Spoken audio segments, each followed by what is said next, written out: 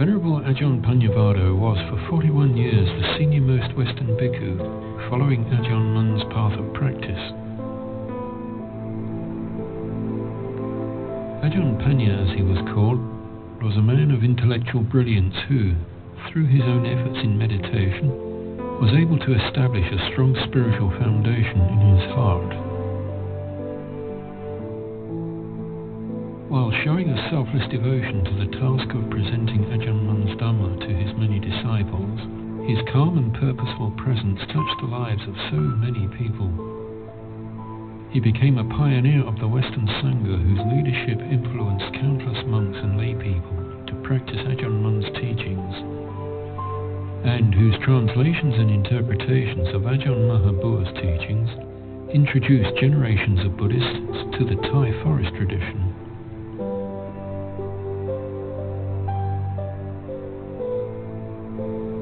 Ajahn Panya was born Peter John Morgan of Welsh parents on the 19th of October 1925. His birth took place in Mysore State in South India at Kola Goldfields, where his father was working as a mining engineer.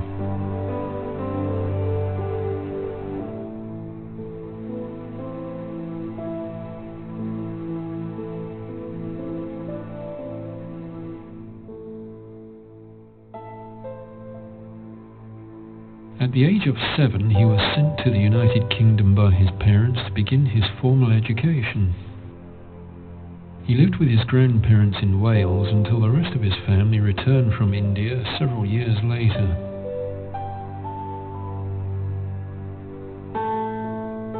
His family then settled in the English Midlands, where he completed his primary education.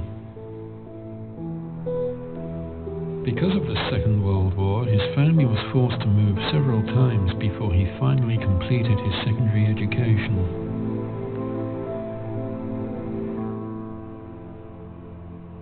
In his mid-teens, young Peter contracted bovine tuberculosis in his right foot. He underwent several unsuccessful treatments before having the infected bone surgically removed from his foot, resulting in his ankle bones being fused together. He was not required to serve in the military during the war, and thus avoided making a lot of bad karma for himself. Peter was then free to further his education at Faraday House in London, where he graduated with a degree in electrical engineering just as the war ended.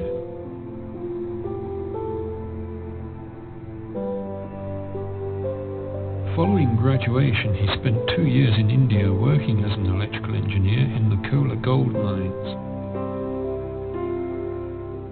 Upon his return to England, he continued working as an engineer for a further 7 years, first in Stafford, then in London.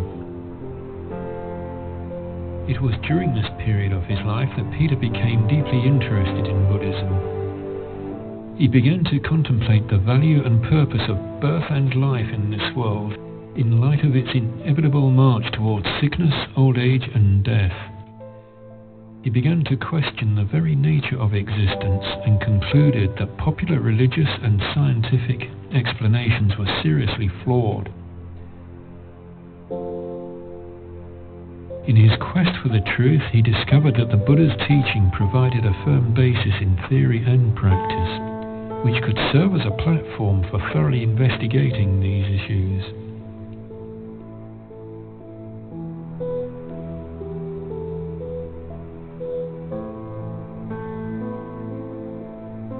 He read Buddhist doctrine extensively and joined several Buddhist organizations.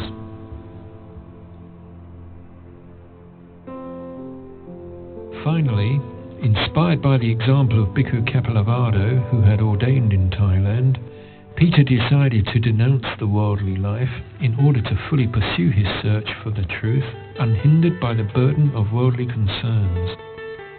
He was ordained as a Samanera at the London Buddhist Vihara on the 31st of October 1955. He was given the name Pannavadho.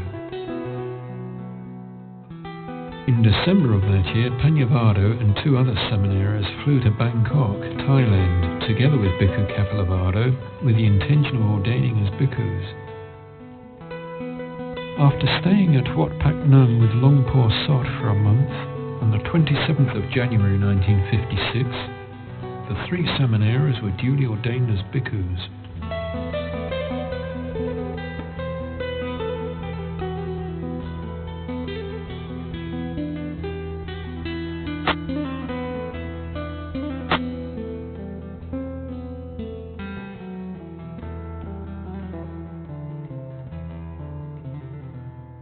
In mid-July of that year, they all returned to London, where they settled into a small vihara provided by the English Sangha Trust.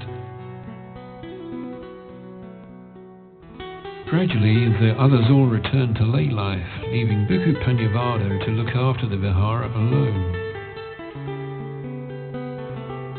He remained in charge of the vihara for a full 5 years before another bhikkhu arrived to take his place. During that time, he selflessly devoted himself to the task of teaching the Dhamma to the best of his ability, not only at the vihara, but also in giving lectures and in organizing retreats. At the same time, he fulfilled his obligation to the monk's life of meditation, practicing it as thoroughly and as strictly as possible.